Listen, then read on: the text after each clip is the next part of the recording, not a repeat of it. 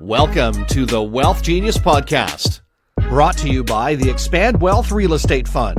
Expand your wealth by investing in apartment buildings.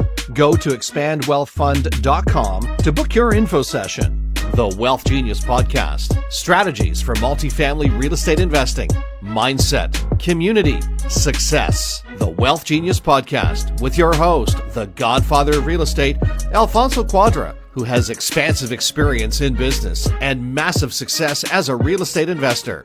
The WealthGenius podcast. Let's dive into today's episode. We are live here with Zach. Is it Zachary? I never asked you, but is it Zachary? My mother and father did name me Zachary. Whoa! Here it's been revealed on the pod. Zachary. So if I call you Zachary, it's okay? That's okay. Me, it's the opposite. Everybody try to shorten my name. Alfonso, they try to call me Al. I'm like, nah, I don't want Al. Fonzie, the Fonz. I didn't want that. They called me, this one was the worst one. Kids are cruel. They're Alf, the illegal alien, Yeah, you told me that before. So I never liked the shortened version. Just call me Alfonso, or the Godfather is fine, But Zach, okay, cool. The first thing that is most memorable about you is your smile, right? When you smile, you light up a room, right? Like, I don't know if anybody's ever told you that. You got this really big smile, it's contagious. You know what I mean? I don't know if anybody's ever told you that. People have been telling me that for a long time. Yeah. Actually, and thank God you got nice teeth, right? Oh, they didn't everything used to, comes they out. Didn't used to be like this. They didn't used to be like this. Yeah. But it's a welcoming. Yeah. Kind of and I don't know if sometimes it's a nervous smile. I'm not sure. No, but it's. I think it just comes from my family. Like my mom was all happy, smiling, and I just was always that way, even as a kid. Yeah. And when my teeth weren't so nice, when my jaw was all messed up, and did you have to wear braces or braces, jaw surgery? Oh wow! Yeah. Maybe that's why you smile so big. It's like, check out my chompers. You know what I mean? I worked on these babies.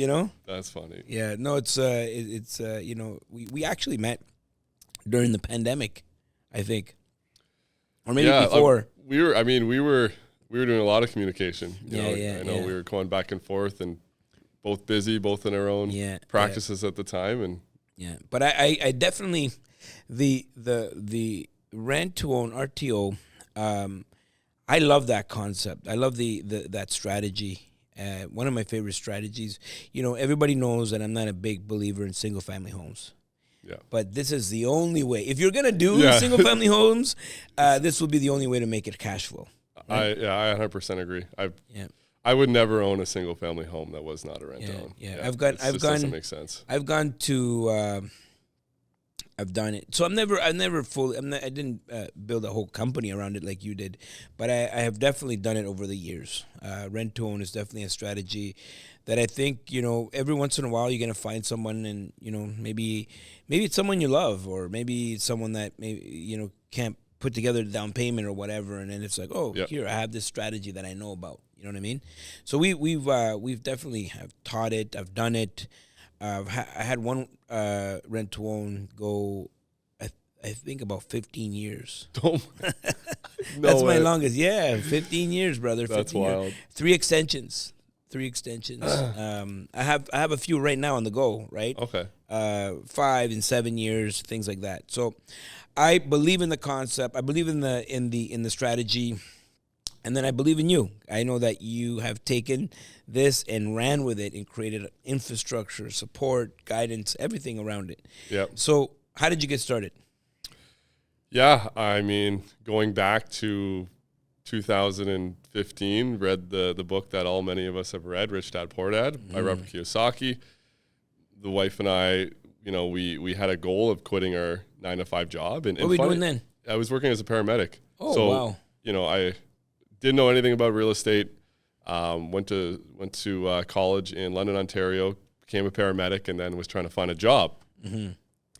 And that was very difficult. It wasn't like any other jobs where you just submit an application and, you're hired. It was like multi-steps, driving, interviews, scenario testing, physical testing. Wow, just to be a paramedic. Yeah, like we're talking like 6-7 steps. And so, I still had that determination back then. So I was like, I'm just going to apply every single ambulance base in Ontario, even if they weren't hiring. Wow. So I applied in London, St. Thomas, all these places, and, was not getting a job.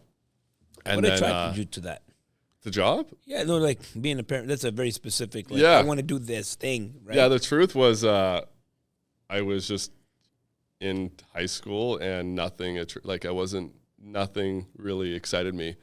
I was like, well, paramedic sounds pretty sick. Get to drive fast in an ambulance and like save lives. Like, I don't think there's a more exciting job than that. So it was honestly like the excitement and the adrenaline because I didn't really understand like business and entrepreneurship. I've done some like, small business ventures in the past that I didn't even realize were business ventures when I was younger, but it was just the pure excitement. And then I ended up getting hired. I got hired just outside of Sudbury in this small town. And, at the time I was working part-time. So I would go to all these different ambulance bases. This was before Rich Dad, Poor Dad. And I would see, people working night shifts, going in for 5 night shifts, and they're like in their 50s. I was like, man, there's got to be a better way here because I'm like a new paramedic starting on this journey. And I had a shift way up north. It was actually in a town called Foleyet. I worked one shift up there, and I worked with a gentleman. His name's Sam. I don't know if I've ever publicly said this out loud, but he just saw me playing a bunch of video games on my shift. Like all I did was play video games because it was a northern ambulance base. There was nothing to do. And he was like, Zach, man, read this book. And it was Rich Dad, Poor Dad.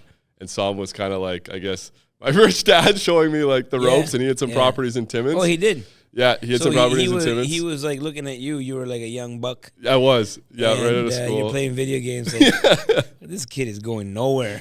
That's literally what happened. And then I had a 4-hour drive to work, like when I would work on that ambulance space. So on the way back, I just listened to the audiobook of it, and then just became honestly like addicted to other books along that lines. And it's so funny what happens. It's like, yeah, I the way I describe it to people, it's like a frequency, right? Like when you're on the radio, you're looking for the station. You're like, it's like you're almost there, but you miss it and you come back, and then one day you get it, and you're just like, that's all I want to listen to. That's all I want to do. You know what I mean? That's 100% what happened. Like, just he actually gave me his audiobook account, and I just went through all the books, and how I got started in real estate was actually not on the rent to own. It was because my fiance and I, we had at the time, we had like very limited capital, right? I had 50 grand. And I was like, I want to quit my 9-to-5 job. Like, how am I going to do that with 50 grand? So it was actually the BRRRR strategy that we fell onto. And we had done it, we did it successfully. We don't have to go into the details there, but there was a lot of learning lessons from it, right? Like everyone was talking about, hey, you're going to make all this passive income. You're going to make all this cash flow.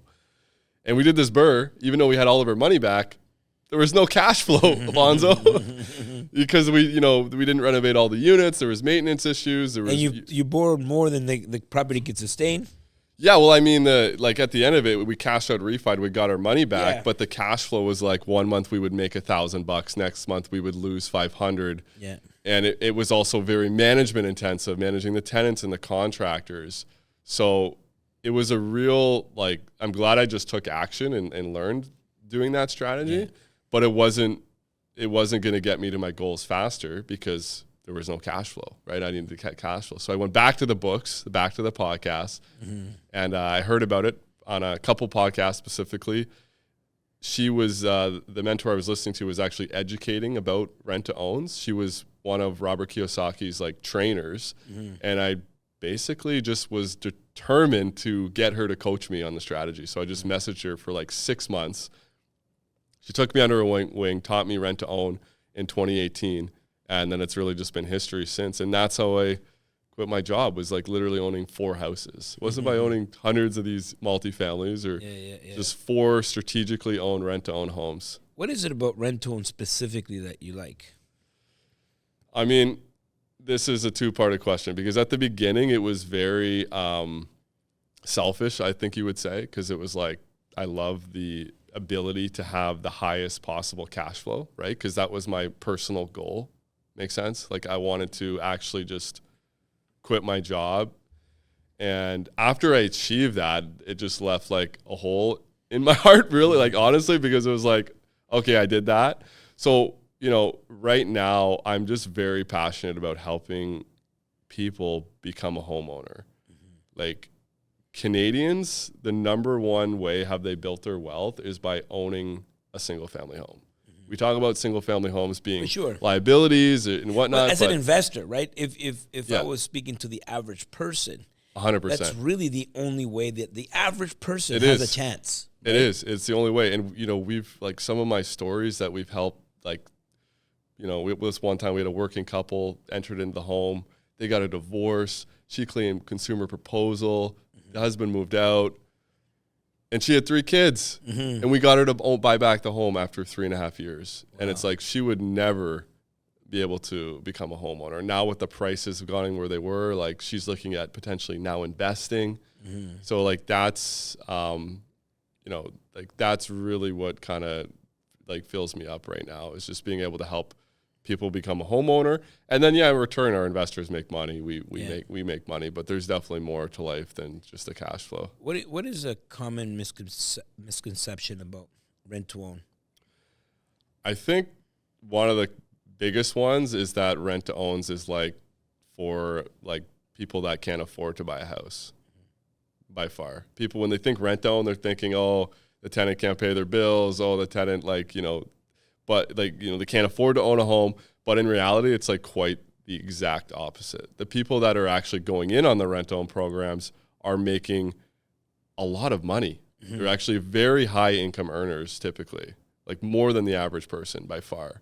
And there's just something else that's holding them back. Then it's usually not making the money that's the issue, right? It's you know, maybe they just moved to Canada, right? Like you mentioned yourself, like it's very challenging if you're just moving to a different country than to buy a home. Right? Most people are going to be renters for a very long time. My mom and I were renters. Funny story. When I was 9 years old, just arrived in Canada. I was a refugee. Landed in Vancouver, BC. House that I lived in was a up and down duplex. So I lived in the basement unit of this duplex on Broadway and Fraser in Vancouver. Asian man owned the house, had the house for sale. Being a curious kid playing in the backyard, I started asking questions, you know? Yeah. And, you know, I said, how much is the house going for? He says, $75,000, right? And I'm like, whoa, you know? And to me, what really fascinated me, like what made me so excited is like this concept that someone could sell a house. Like that was the first time I ever heard or seen anybody selling a house, right? And so I went to my mom and I said, Mom, we should buy this house. You know, my mom was like, are you crazy? Where are we going to get money?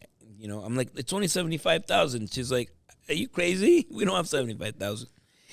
And so I went one day. I saw him again, and I said, "Hey, you know, we don't have the money, you know." And he's like, "Oh, tell your mom that I can help her. You know, we can make some sort of arrangement." I had no clue what he was talking about. Yeah. But now, you know, fast forward to now I'm in real estate. I get exactly what he was talking about. He would have maybe done a rent to own, or you know, somehow we could have got in the game. Yeah, yeah. Fast forward to 2022, I'm with my wife. We're driving in Vancouver, and I wanted to go buy the old neighborhood. And the house is still there, and beside it is a very similar house to the, you know, up and down duplex, same lot, everything exactly the same. It was going for $2.5 million. Oh man! Right, so you know, I don't know if he meant that, but I have a feeling now that having the experience is that he wanted to maybe figure out, because it was kind of a depressed market back in the 80s, you know? For sure. High interest rates. Yeah. And, you know, rent to own has been has been going has been alive and well for a very long time. Yeah, And more common before than now.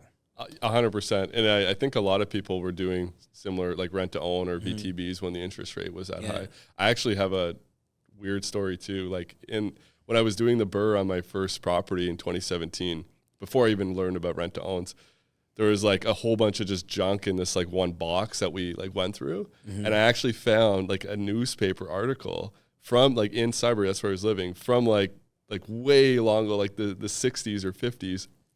And in it had rent-to-own ads. Yeah. Like they like literally had rent-to-own ads, and it was just weird. So cool. It's been used for a long time. Well, you know that you get to secure the price today, right?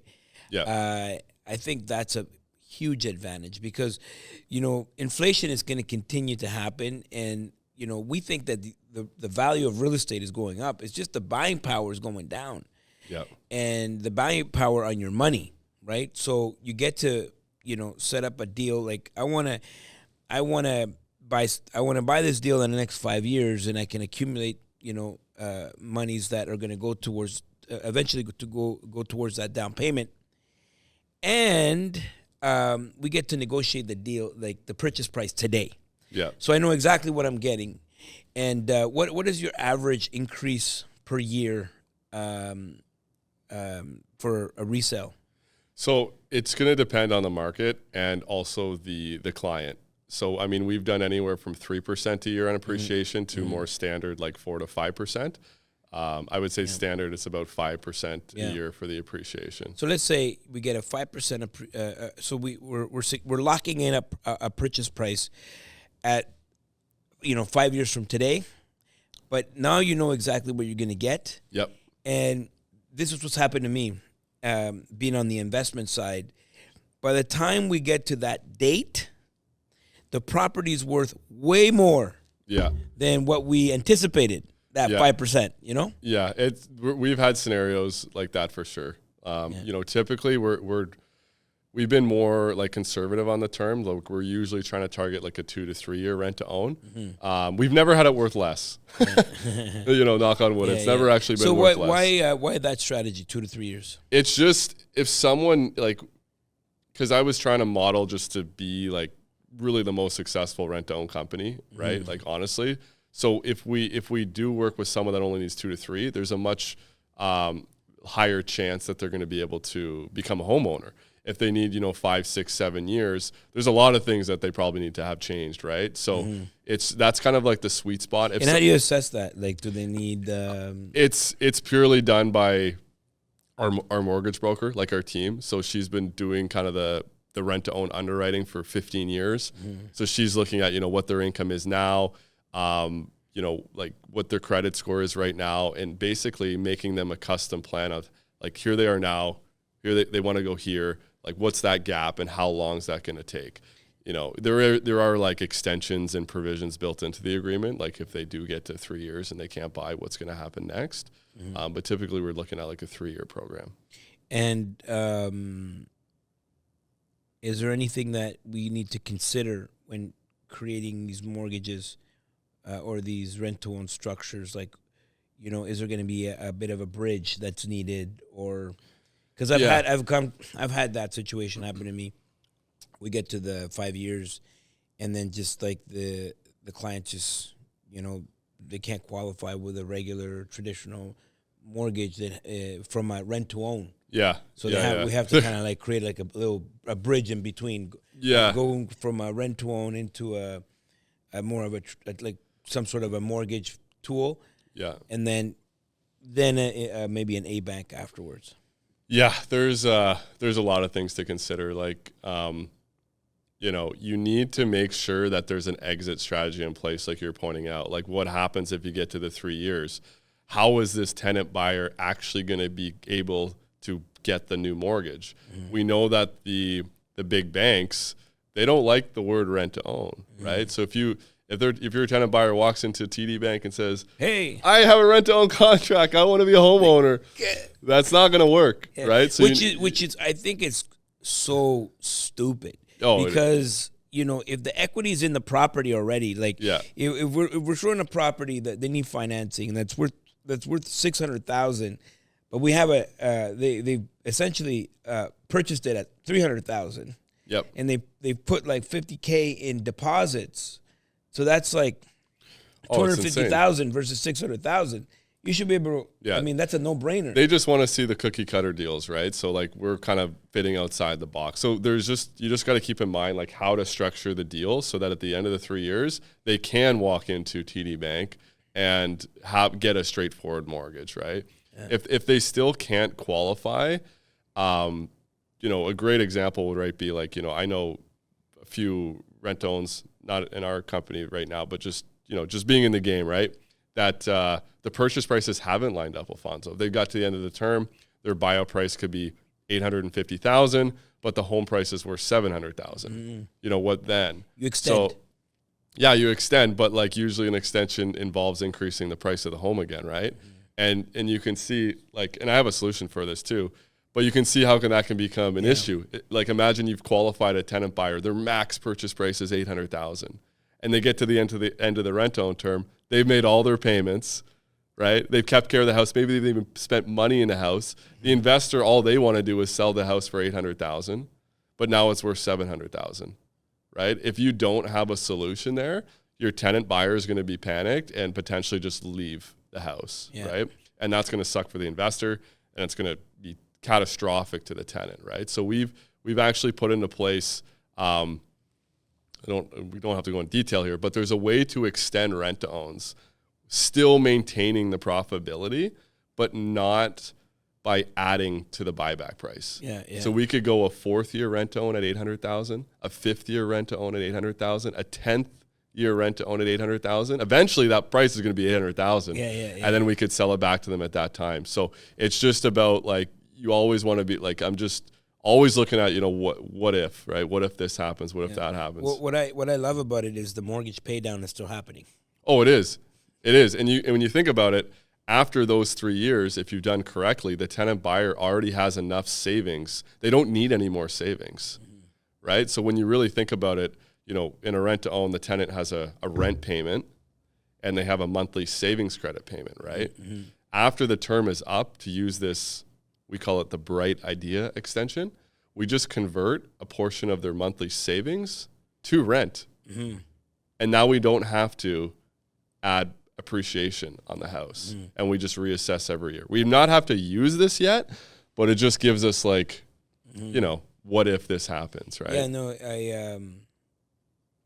I see that. One of my favorite things is like giving the actual keys to the homeowner, watching them.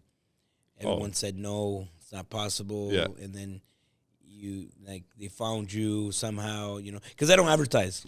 Yeah.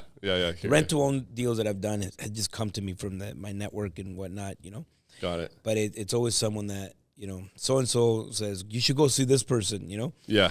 And, that's kind of how I met a lot of my rent-to-own tenant buyers. And, giving them the keys, seeing the hope, and I've had wives and husbands cry, kids crying, everybody's crying, everybody's running around picking rooms.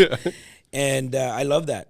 Yeah, and then they buy it back at the end, and then it's that's even better. Yeah, because then you see the full.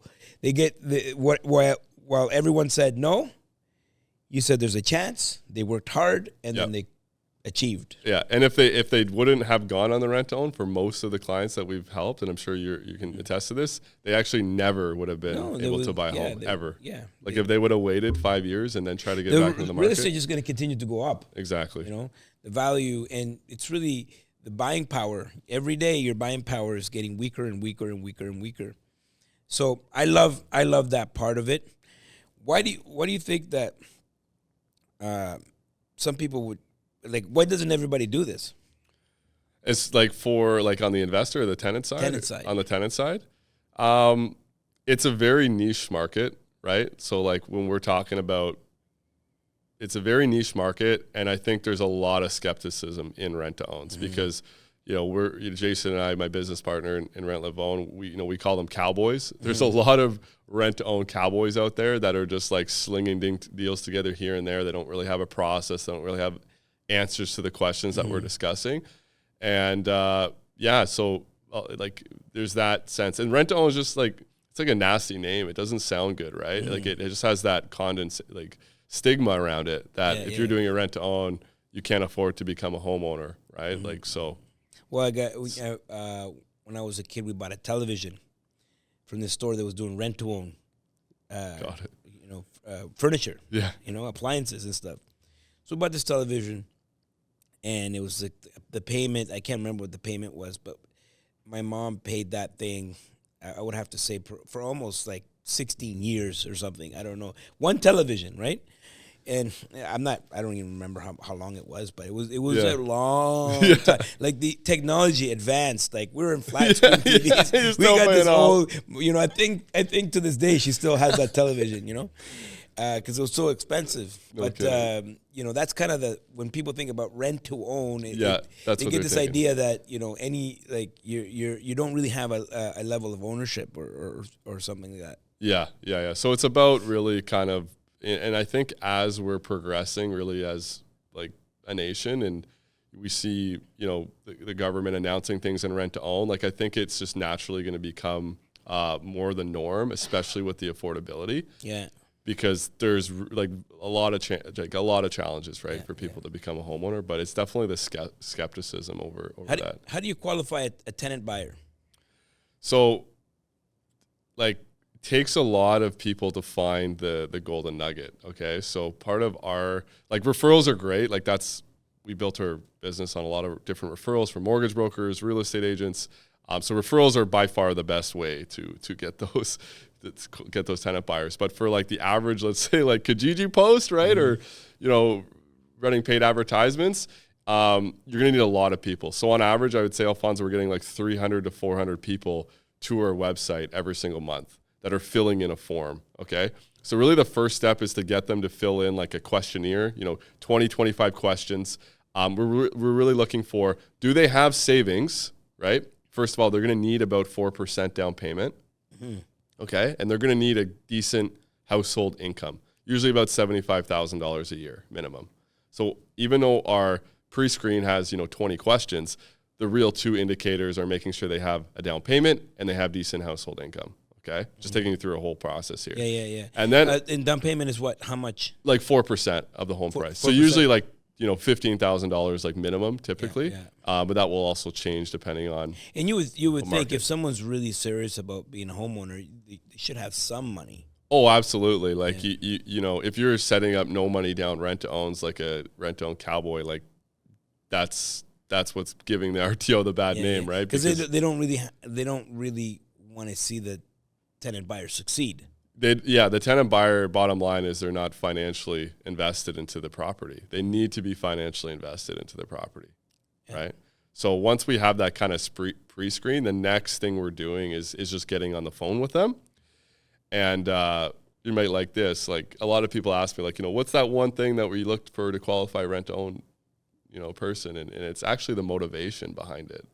What's their motivation to become a homeowner? And that's really what we want to dig in on that first call with them, right? Yeah. We've denied people that have bad motivation but fit all the other boxes, right? So after that motivation's really been identified and set with the team, then it's going to the mortgage broker who's doing like the full action plan, like collecting all the mortgage docs, doing budgets with them, getting the bank statements and going through like the full qualification, and then giving us like an action plan that would say, hey, listen, you're qualified for this. These are the payments. These are the details. These are the action steps that you need to take. Lastly, do you prefer shopping with the tenant buyer for a property, or do you prefer having the property and fitting them into the property? Yeah, so just Tenant-First, which is them picking out their own property, has by far been the most successful way to do rent-owns from my experience and just talking with other providers, because you not only have the financial investment, but also the emotional connection to it. Yeah, they chose it. Right? They chose it. And if you remember buying your first house, man, it was an emotional experience making the offers getting declined. Property first does work if done the right way, but you got to look at it like this, right? If you have a property that you've advertised for rent to own, what happens if you don't find someone for for 30 days, then 60 days, then 90 days? you're paying holding costs on this property, right? So, yeah. you know, by month you get 6, desperate. you get desperate. You're going to put anyone in there that's going to sign the dotted line. Yeah. So I'd usually say if an investor owns a property, like single family home, and they're trying to sell it on a rent to own, just don't make it your only exit strategy, right? But if you can find a qualified tenant buyer and selling your single family home on it, man, you're going to make way more money than just having a typical renter in there, right? Yeah. No, I love it. Zachary, the man with the golden smile is here, and that was a good. I think people they're going to get a lot of value out of this. What do you think? Yeah, I think so too. I like it. Last thing, what inspires you? Inspires me. It just comes, honestly, it's like personal. It's just the family. Like I got a little girl just turned 3, and we have a 4-year-old turning 5. And you know why I work the way I do is just to really spend more time with them. That's the goal right now. Like for all this, I'm sure, you know, in another 10 years, they probably won't want to be spending any time with their dad. Yeah. Well, this is a precious time. Oh, 100%. It will never come back. Never. You know, all my kids are kind of grown, and so I know that I would do anything to have that time back where I'm the center of their universe, you know? Exactly. So it's time well spent. Spend time with your family, and that's beautiful. Thank you. Yeah, thank you for coming by. No problem. Alfonso loves you, and we'll see you all at the top. Woo!